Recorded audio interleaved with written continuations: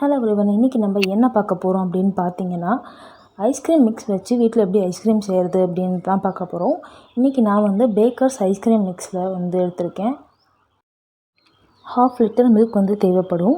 நான் இன்றைக்கி வந்து பேக்கர்ஸ் ஐஸ்கிரீம் மிக்ஸில் ஸ்ட்ராபெரி ஃப்ளேவர் எடுத்திருக்கேன். இந்த 1/2 லிட்டர் மில்க்கை வந்து நம்ம நல்லா காய்ச்சி எடுத்துக்கணும். அது நல்லா பொங்கி வரப்போ வந்து இந்த ஐஸ்கிரீம் மிக்ஸ் வந்து நம்ம ஆட் பண்ணி அதை அப்படியே அடிப்பிடிக்காமல் பொங்கி ஊற்றாமல் நம்ம கிண்டி விட்டுட்டே இருக்கணும். அது நல்லா வந்து திக்காகும். நமக்கு அது ஓரளவு திக்கானாலே போதும். நம்ம வந்து அதை ஆஃப் பண்ணிவிட்டு நல்லா வந்து அதை ஆற வச்சிடலாம்.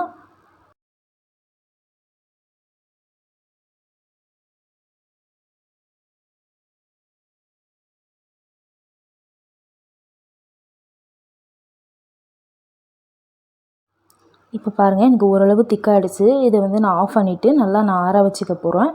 நல்லா ஆறின அப்புறமா ஒரு பாக்ஸில் வந்து நான் அதை வந்து ஊற்றி அதை க்ளோஸ் பண்ணி ரெஃப்ரிஜரேட்டரில் வந்து ஃப்ரீசரில் ஒரு 6 to 7 hours ஆர் 8 hours வந்து நல்லா வந்து அது ஃப்ரீஸ் ஆகணும்.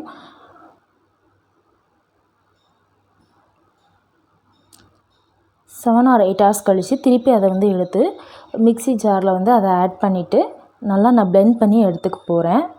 அப்போ தான் நமக்கு க்ரீமி டெக்ஸ்சர் வந்து கிடைக்கும்.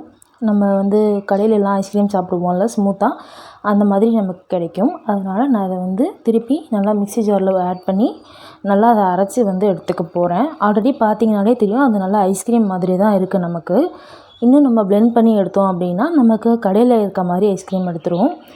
இதை வந்து இப்போ நான் பிளெண்ட் பண்ணி எடுத்தப்பறம் திருப்பி அதே பாக்ஸில் வந்து ஊற்றிட்டு அதை வந்து ஒரு 3 to 4 hours வந்து நல்லா ஃப்ரீசரில் வச்சு அதை வந்து ஃப்ரீஸ் ஆக விட போகிறேன்.